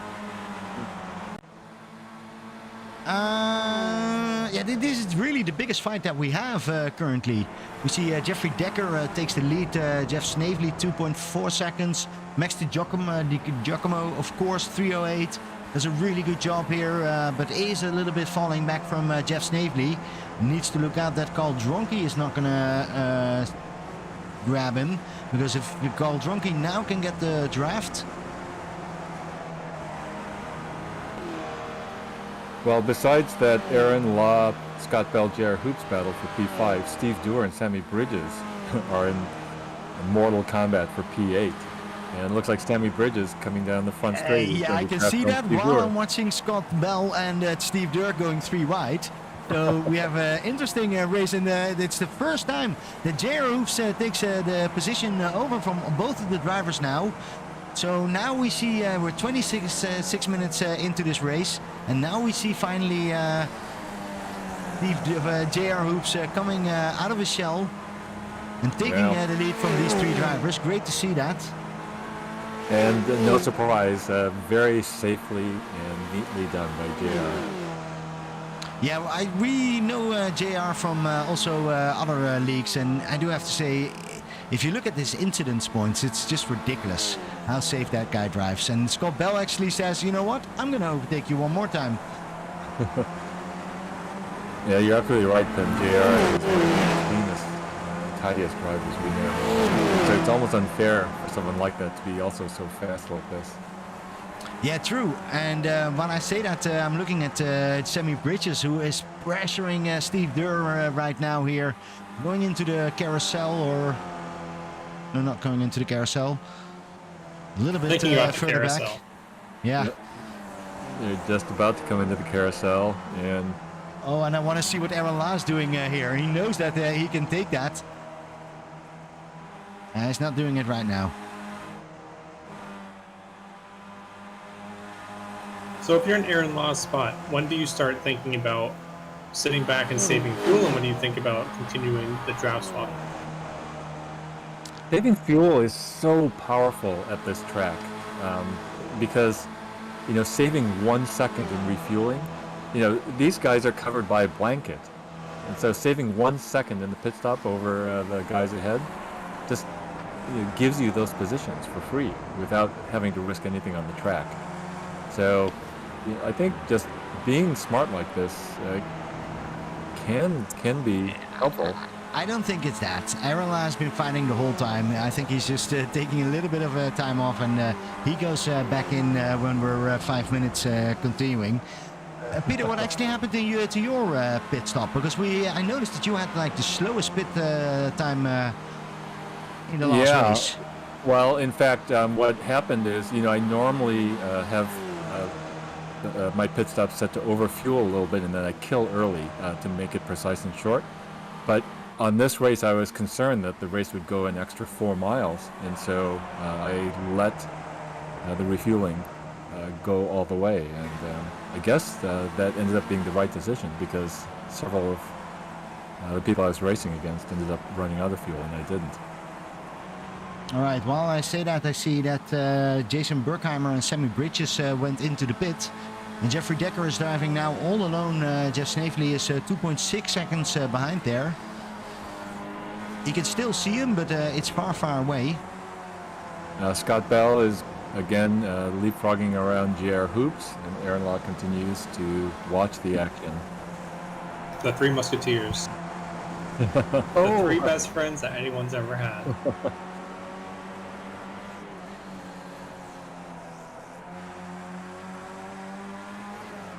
Yeah, for viewers that are new to this or aren't really familiar, when you have draft like this, when you're behind, you're not at full throttle. You're maybe at 80 or 90% throttle, and so you're using a lot less fuel.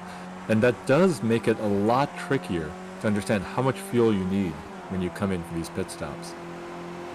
And, it's just, you're making some guesses. And these drivers don't have crews or team principals or anything making those calls for them. They don't have engineers. They're doing it while they're sitting in the seats driving around. So, Peter, you want to say that you don't have an engineer at home? I don't. My wife feels sometimes that she's the engineer when I, again, forgot my water. And I'm like, your water, please.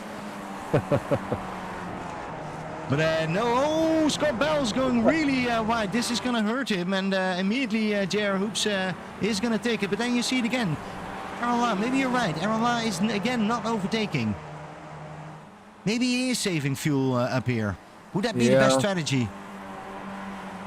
And when I see that, I do want to mention that Jeffrey Decker went into the pit together with Max de Giacomo, Carl Dronke. JR Hoops is now coming in. Oh, look at this. This is going to be interesting. Yes, and so here we might actually get a hint. We'll see if Aaron Law gets an advantage here on refueling.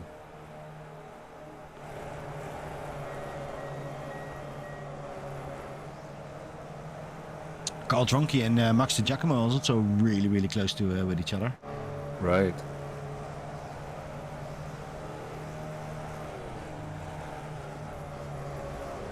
All right, Jeffrey Decker is all the way in the front.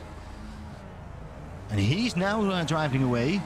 Look at Max. Max is now driving away as well, but that's a little distance.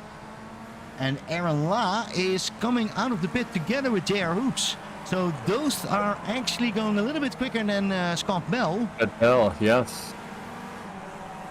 But Aaron Law didn't win that much from JR Hoops. No, but he didn't. JR also saved a lot, of course, in that first bit. Yep. Yeah. And of course, what remains to be seen is if they took on enough fuel to finish this race. They should have, roughly 6 laps to go in this race. And look at this, Carl Dronke is now right behind Max de Giacomo and is now overtaking him in that one. Carl Dronke did a really, really nice pit stop. Yeah, and that's for a podium spot, and that's for P3. Max had been alone the entire race, so 35 minutes or so. He's just been hot lapping, so it's got to be refreshing to just see another car on the road now. Yeah, you're right. He might actually relish the chance to get a tow from someone. I mean, losing a spot isn't the most exciting, but... We see here all the way in the back, Leo Oktarov is actually fighting now with Mike Bowers. Hopefully Leo can still get some fun out of this race. Mike Bowers always great to race with. Suddenly a battle has broken out for P12. Benjamin Harris, Andrew Cole, Philippe Jeté, they've formed a draft pack, and they're battling for P12. Philippe Jeté might need to take his second pit stop. Yeah. In fact, well, I'm showing on my timing sheet that Philippe has pitted twice, but of course one might be for that early race incident.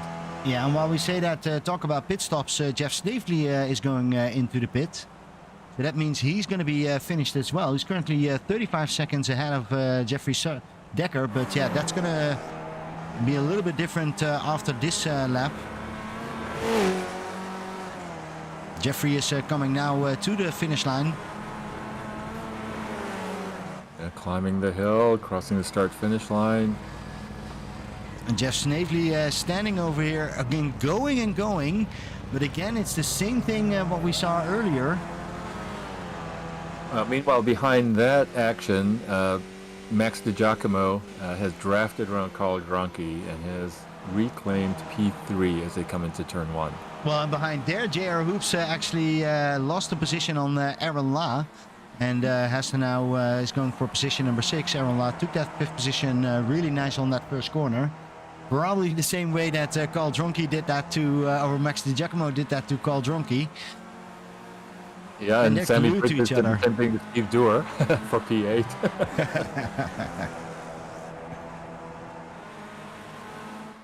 But I do see that Max DiGiacomo and Carl Dronke are fighting hard for that last podium position. And currently Carl Dronke is overtaking Max DiGiacomo again on that long straight over here.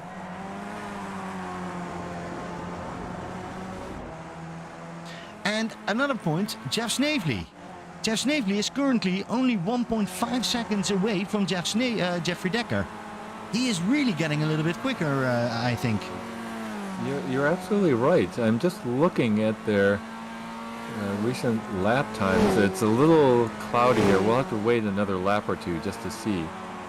But it does look like, Pim, that Jeff is making up ground on Jeffrey Decker. And we still have 10 minutes in the race, so a long time to play for this. Yeah. Max DiGiacomo thinks exactly the same thing because he has Carl Dronke right in front of him. And trying to draft back up here for position. Meanwhile, coming back through for P5 through Kettle Bottoms, Aaron Laws getting a great run on JR Hoops. Is looking to pass on the inside going into Canada Corner, and it looks like JR is going to facilitate that pass a little bit. They might be working together at this point. Well, they're working enough together that Scott Bell can't come back. Yeah. And we see Steve Durr getting it really tight on with Sammy Bridges, and Sammy Bridges is going to go try to make an overturn over here, and he goes on the outside. Look at that, really nice move from Sammy Bridges. He's up for that 8th position right here. Oh, and have a look at Max DiGiacomo is gonna make a draft run over here. Carl Dronke is not even defending. What do you think? Is JR Hoops gonna do the exact same thing? Or is he gonna be behind Aaron La? Well, it looks like JR is showing some patience here, and if he will do anything, it might be after turn 3 here as he comes down the Moraine Sweep. Well, Carl Dronke and Max DiGiacomo are again on that long straight, so let's see what Carl Dronke is going to do. They are a little bit in no man's land together. They are really fighting for that second last position. And here goes Carl Dronke on the inside. Really nicely done. Yeah, very tidy. It's I don't know, for people who haven't tried driving here, it is a thrill how fast these cars can go if you get a draft slingshot down that. It's I have the it's feeling fun. that I miss everything. We see now that Steve Durr actually caught up with Sammy Bridges. No, didn't overtake right over there.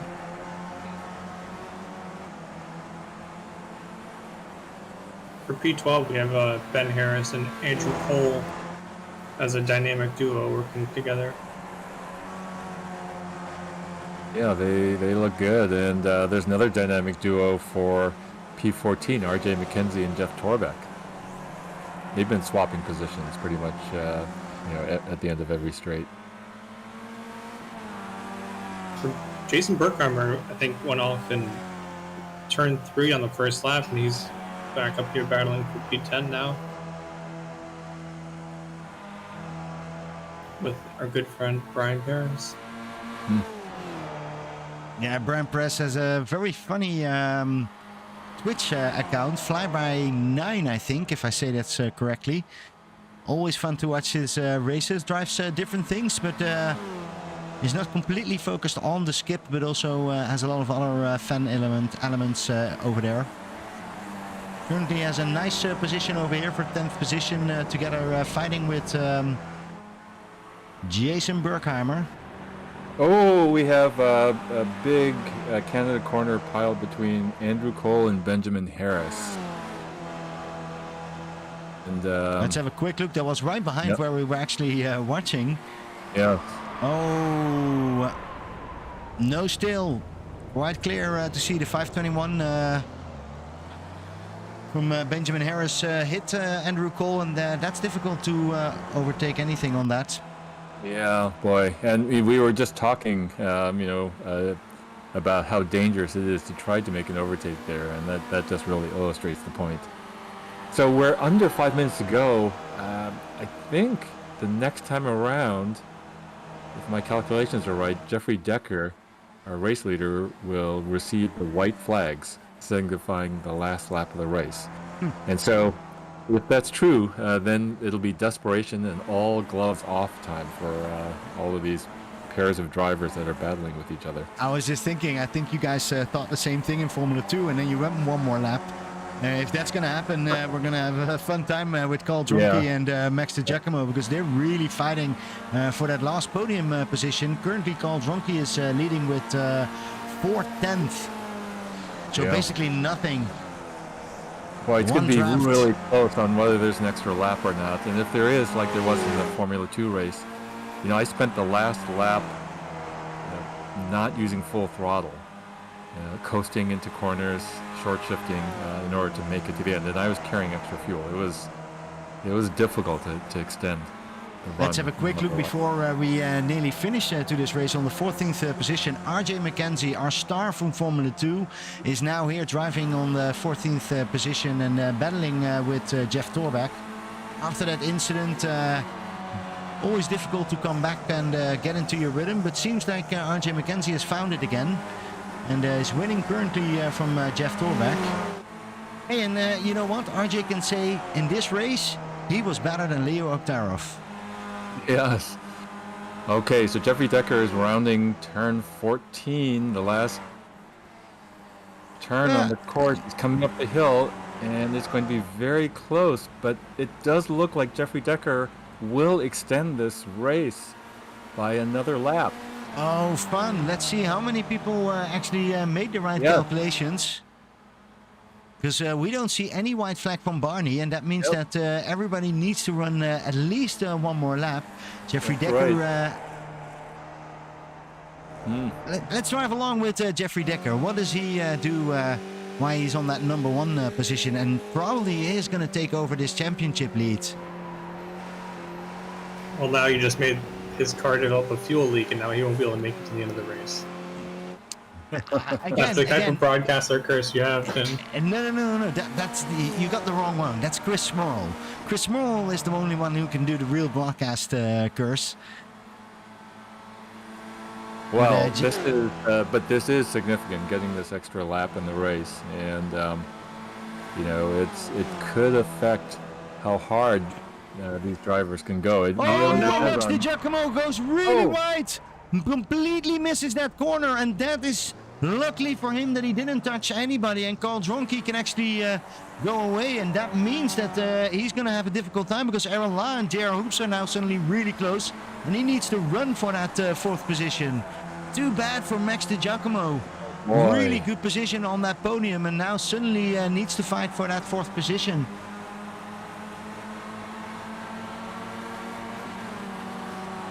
Boy, there was almost another nose-to-tail contact coming into that turn 5, and it's just so easy to get caught out by that. You're just being drafted down this hill into this heavy braking zone. Boy. Yeah, this is a very interesting race. Scott Bell is currently on that 7th position. 1 position down from his qualification, but I think I would sign for this result in an SF1 top 7. He's a little bit on his own right now. Lost his mates Aaron La and JR Hoops, who are still battling for position and are actually going to see Max DiGiacomo now really soon. Seems like Scott's been replaced in the Three Musketeers. Max Meanwhile, DiGiacomo our is the race third. leader Jeffrey Decker has rounded the last corner, is coming up the hill to the start-finish line. We would expect now Jeffrey Decker to receive the white flag, and in fact he is. So this is the last lap of the race. So this is the last lap of the race, and we're gonna see if Aaron La actually didn't expect that. So he is coming in, and he's a victim of Jeffrey Decker's speed. Yes. And let's see if we see more people coming in. No, that means that Scott Bell is actually going 1 up and is now on that 6th position. For the rest, I don't see many people coming into the pit, but interesting fight with Steve Durr and Sammy Bridges on that 7th position. Indeed, they are very, very close, but Steve seems to be holding it together, and I think there are only a couple more opportunities for Sammy Bridges to kind of close Yeah, up and the gap. I'm looking a little bit further. Position number 5, JR Hoops is currently trying to get back to Jack DiGiacomo, but I think he's a little bit too far away for that. He is in the draft, so theoretically it should be able to do this, but on that last lap it's going to be difficult. Yeah, Sammy Bridges did close up, just looking back at that battle for P7, did close up the gap to Steve Durr coming down that moraine sweep, but not close enough to make a pass. So there is really going to be just one more opportunity for Sammy Bridges when they go through the kink and Kettle Bottoms down to Canada Corner.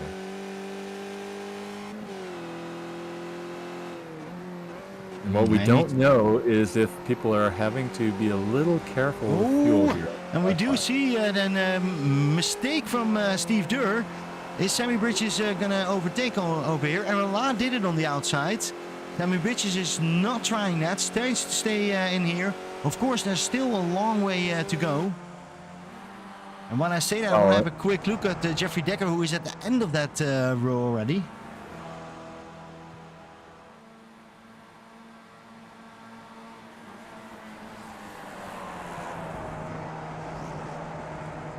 Yes, Jeffrey Decker rounding the last corner. Jeff Snavely behind him, Carl Dronke behind the two of them. That's your podium finishers, and they are rounding that last corner safely and approaching the start-finish line. All apparently with enough fuel. Nicely done from Jeffrey Decker, who got that first position, and then we see Jeff Snavely coming over the line. Great work from Carl Dronke. Had an incident with Leo Oktarov, but could still manage to get on that podium. And then congratulations for Max DiGiacomo. JR Hoops, 5th position. Very, very nicely done. And then we see Scott Bell, who can see Steve Durr, but that's not going to happen. And I do think that we have somebody who is out of the fuel, because what happened to... Oh no, Sammy Bridges did come into the pit. Yes. Oh, good. And then we see Brian Perez coming on to the 9th position. Andrew Cole is... No, he's not going to make it. Jason Berkheimer just comes into that top 10. And then we see Andrew Cole, Arjun McKenzie, still on that 12th position. Awesome job. Benjamin Harris, Jeff Torbeck. All great to see all those drivers. It did look like Andrew Cole was sputtering on fuel right at the end there. Well, it wasn't that bad as in our earlier race in Formula 2, but man, again, a complete different race than our Formula 2, I have to say. Too bad for Leo Oktarov. Well, yeah, just with this kind of close-in battling, side-by-side action, all these draft effects, getting yourself into braking problems, it just really just and then add fuel strategy on all this. It just really made for an unpredictable and very exciting race. No, it's definitely an exciting race. It's going to be an interesting battle for the championship with Jeffrey Decker taking the lead over from Leo Oktarov, who really fell down and then had to come back up and did that, but only came to the 16th position. So yeah, that's going to be an interesting race. But we have some people here in the booth. Love to hear from them. Brian Perez, you had a great race. We saw you fight a lot. Tell me, how was your race from your perspective? Bam! I got my first top 10. I'm happy. Yay! I'm stoked. Yeah. Yeah, that was an awesome race, So man. awesome. It was just a lot of man. I spent like half the race just trying to save fuel behind Jason, and I think he was doing the same for me there at the end. So kind of crazy. Well, a lot of people had a lot of crazy fights, but so halfway through, how do you calculate where do you need to go to the pit stop? Was that just end until you're at no more fuel, or because we saw everybody go at the same time?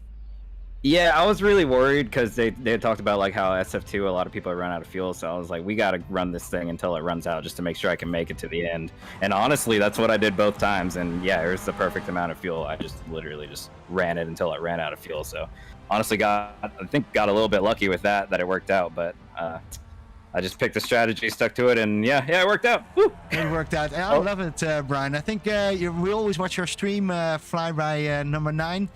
Am I correct in that? Yeah, Flyby 9. Appreciate it. All right. No, I already said it once, but I wasn't 100% sure. But I can see it now on the car as well. Great to always see you on the track. It doesn't really matter if you have practiced a lot or you know the track a little bit. You will always see are in these Sunday nights, and then it's great to see you here suddenly in that top 10. Did you thought the whole race the top 10 was there? Because I think there were 1 or 2 people who were actually dropping because of fuel.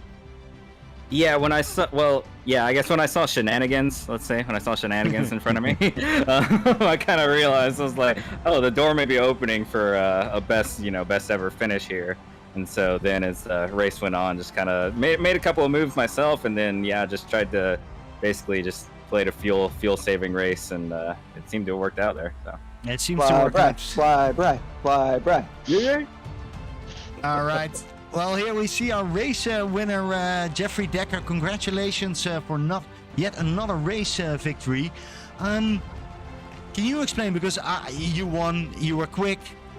What happened with Leo? What was from your perspective? What happened?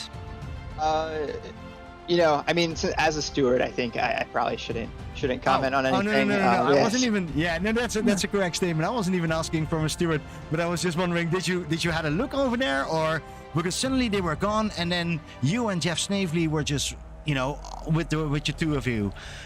What was your tactic right then? Yeah, I mean, it was actually really nice because I think it was like 2-3 laps before Carl took the initiative to kind of get things going, and I was like, nice. All right, let's kick it off.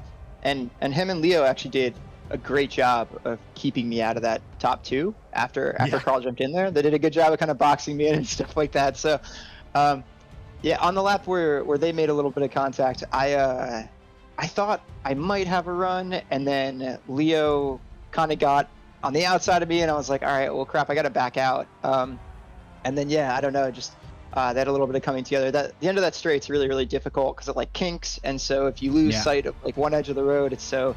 But after that, it was just just trying to not make too many mistakes and just run a clean couple of laps. I feel like even the laps I put in were a little messy, but just enough. Well, I do Definitely, have to. this is Peter. One thing we were trying as we were watching the 4 of you in the first part of the race, trying to decide if you were trying to work together, if you were just racing each other hard. What was going through your mind, especially in that first fuel stint? So, I mean, I expected us to actually work together a little bit to build that gap. I saw like the incident kind of in the rear view on lap 1, and then was like, all right, well, it's good. We're a pack of 4. And then I know we started fighting, and I think it was Max that had a reasonable gap to us, where if we fought too much, he'd catch back up. But when things kicked off, I mean, we were battling, right? Like we we're instantly jockeying for position. I think Snavely probably made the right call and just doing some fuel saving there, which it was kept me on my toes for sure. Coming into the pits both times, not really sure where we were going to come out.